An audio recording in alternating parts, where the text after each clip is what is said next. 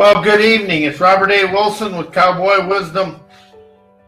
And tonight, I am a hypnotherapist, NLP practitioner, timeline coach, published author, and I've discovered my own action visionary vocabulary called Expand, Energize, Enterprise, and Experience. Tonight, I want to talk about my new book that just come out. It's called How Did I Teach Myself Fear? And what I learned through writing this book was I'm not good at multitasking. But anyway, what I learned about most about in this book is what I taught myself is I did teach myself everything, and it allows me to let go of looking for teachers, to find tutors that will fit in and expand me through my journey and my voyage into me and the journey in the physical world. And as I was writing this book, I really understood, I become aware of when I use the word, how did I teach myself fear? I become accountable and responsible for my life. And it allowed me to feel where I didn't move forward. And after I become my teacher, I move forward because I am my teacher. I am a student of my teachings. And the world is a metaphor and a tutor. Never anything more allows me to soar. And what I really opened up to was my inner self, because I quit looking outside and I began inner expansionism instead of looking for self-help. The difference between self-help and expansionism is self-help is looking for teachers, and expansion is I am my teacher to expand through life.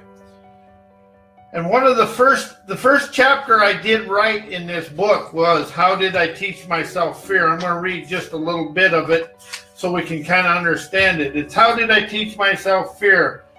I ask me, how did I teach myself fear?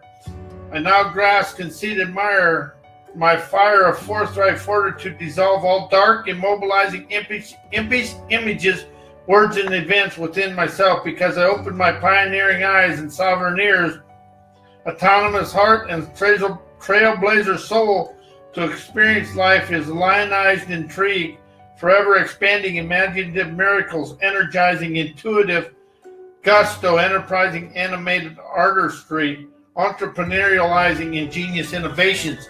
And that allows me to be responsible and move forward. But if you look at the world today, and I had to look at myself to look at the world, I discovered I was wanting to move forward, but I never would because I was afraid to admit that I encompass fear and all the other stuff. But I taught myself to hide because I was afraid people would ridicule me for my wisdom. And as I wrote this book, I expanded out of that. And I really expanded out of by dissolving pleasing others is a book I wrote a while ago. But between all of these, I discovered the only thing that I was holding me back from the world was I had a fear of other people ridiculing me because I'm different. And I use a more innovative and a visionary vocabulary of expand, energize, and enterprise and experience life that disengages me from the memories that I encompass of life, allows me to be more open, willing, and ready to experience life. And that is where this book really began my journey and moving me forward. It's about unhooking the plow of disallow to cultivate the candor within myself is where I really move forward with this book. And there is another chapter that I'm going to read a little bit to you, and it's really the chapter that really expanded me. It's dissolving revenge thinking. And I didn't think I had that, I kind of tried to hide from myself on that. And then one day, a year ago last summer, I had a knee operation and a colon surgery. And in between them two surgeries, dissolving revenge thinking came to me. And I'll read you just a little bit. Dissolving revenge thinking releases inner anger, frees dreamers' foresight within people to enjoy life with fervor, unconquerability. I now instantly dissolve my revenge thinking that unstrap my crap to rap, revolutionize, appreciate, participate, and facilitate my life experiences. As I ask me, how did I teach myself, myself, and I revenge thinking? As I now admit and admire and respect of myself, admitting and understand, I taught myself to be revengeful. And that is where you really say something, and when somebody does something, you really want to get after them and get even. Well, I had that really bad.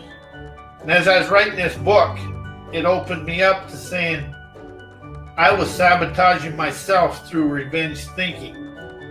And something else that I did during this book was I undressed my perfections because I thought I was perfect and the world was messed up. Well, I kind of discovered I was messed up. And as I was messed up, I understood life was messy. So when I undressed my perfections, I unstressed my life and opened myself up to see the world through a visionary eyes instead of I have to get even or do something to somebody because they did something to me. And another thing I wrote in this book is nobody's ever done anything to me. I've done everything to myself, and I allowed it. And when I took full responsibility and dissolved in how did I teach myself everything, I dissolved looking outside myself and really started that inner voyage to experience a physical journey of being taught. Well, not the physical journey of being tutored by the world and other people. And when I started using the word tutor instead of the word teacher, I quit being a follower of what other people were thinking and understood. I dissolved the thinking in my life to become of inspiration. And the thing about inspiration over thinking is inspiration will never let you go. You can never think and be inspired at the same time. You can think with a mindset, but when you're inspired, you got a fiery desire to unleash a dreamer's energy, seeing infinite reveries expand every day. And then my little arrogant self I had. See, that's one thing I like about expansionism. I get to admit all my stuff to the world. I address it, confess it, bless it, and express it. And that allows me to be free. But it was my know-it-all ceiling because I was I'm not a tall person, so I think I had a little bit of the tall man syndrome or short man syndrome, and it kind of hit in there, but was expanding beyond my know-it-all ceiling. And what a know-it-all ceiling is when you're always in competition. Whenever there's a conversation going on, you tried to one-up them or be involved. That was me. And the short version of this one is I now see the world expanding beyond what I know to feel my dreamer's daredevilry, free inspirational expressions. Now I ask me, how will understanding my inspirational expressions of enterprising wizardry release me from living below my know-it-all ceiling? And something about the rhymes in there, it bypasses that gatekeeper between the subconscious mind and the conscious mind, and allows you to develop and inspire an inner dialogue that allows you to be above the thinking mind. And that's where the personal expansionism is allows you to be above the thinking mind. Most people are trying to change and transform on a vertical plane. But when you start using inspiration, expand, energize, enterprise, innovate, you use heart words, but you're on a vertical plane, and it allows you to be up and above everything you know. And because we have been taught, or I was taught, I had to know before I go, and that bestowed me in yesterday. Now when I light the fire of desire, I'm inspired to see above. And it's called the Outre Nouvelle Vogue. It's beyond my mind in a new wave of wisdom. And that's what my books do, is they're wrote for wisdom rather than that. And there's another word I took out of my life, and that's you. I never write personal expansionism with the word you, because one day I sat there and I asked myself, who's you? And everybody's going to be different, but I got nothing. So there's a chapter in this book called Pew of You. And when you're writing you and you're telling the world all the challenges in the world, they're really coming from the writer or the speaker, and you're really expressing what you see in the world. And you think the world has fears, but their fear or whatever it is, the good, bad, and indifferent, you're actually speaking your stuff to the world. So I started writing in first person. Me, myself, and I allows me to fly, because I release it, dissolve it, melt it, get rid of it from me, and I let go. And when you write in you and you write in other stuff, you're writing from memory. And then we become lost, tossed, and bossed in memory. That's a chapter in this book. And how has people been lost, tossed, bossed in memory and overthinking? And that's kind of where the world is today. We're trying to overthink the simplicity of life, because life is about liberating internal fervor every day. But we try to live in what we know and what we think other people we should know to help other people. But you let go of help and you start expanding yourself, you expand the world and you expand other people. When you're expanding, you can never think. You can't be caught up in anything but what's in front of you and in the moment. But when I discovered all this, it was kind of new to me, but I got rid of the memories and I quit telling the story of where I've been. I started telling people and expressing, these are the life events that expanded me to experience today. So I'll show you the way and let you see your own way.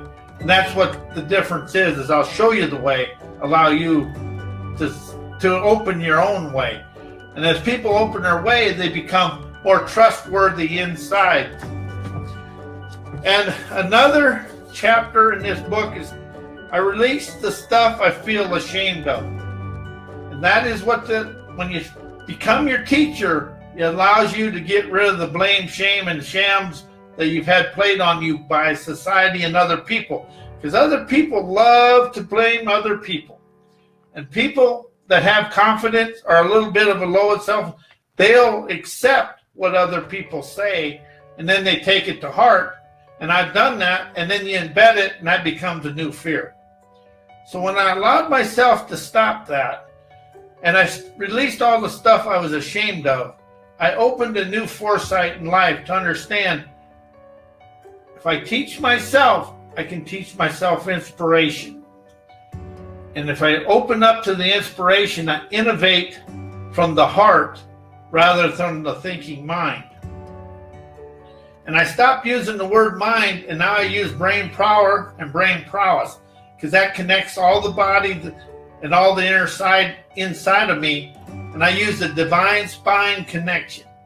It's a communication from the unconscious, the subconscious, and the conscious. But I use the word ungoverned, animated inspiration to move myself forward.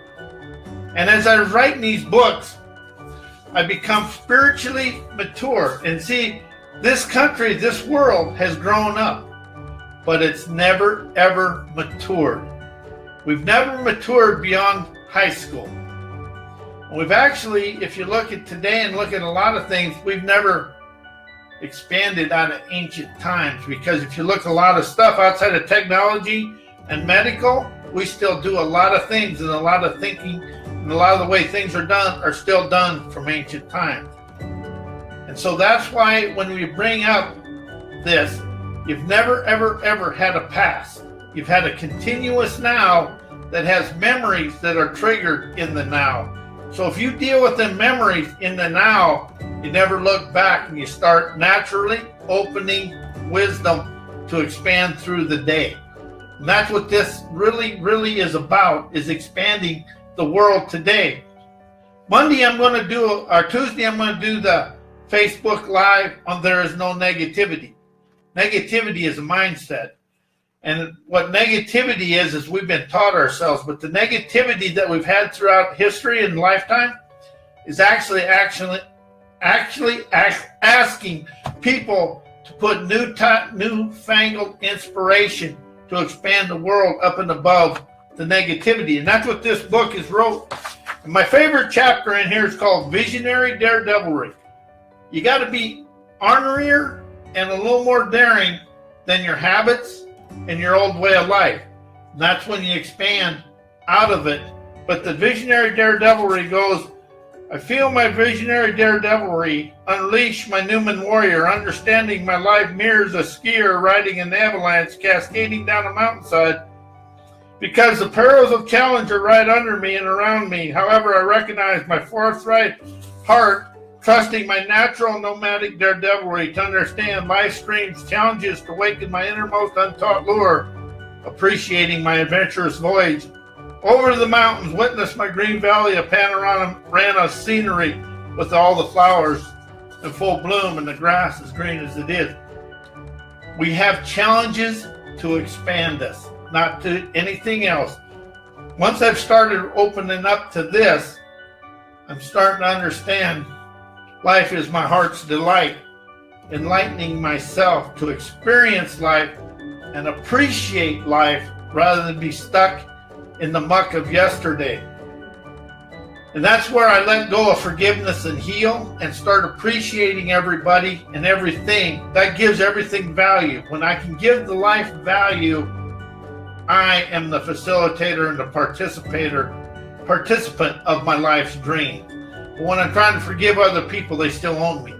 It's appreciate. I don't care how ugly it is, how bad it is. Once you appreciate them, you take the power away from me. And that's what my books do, is give people the power to endow their dreams and live their dreams through their own visionary vitality.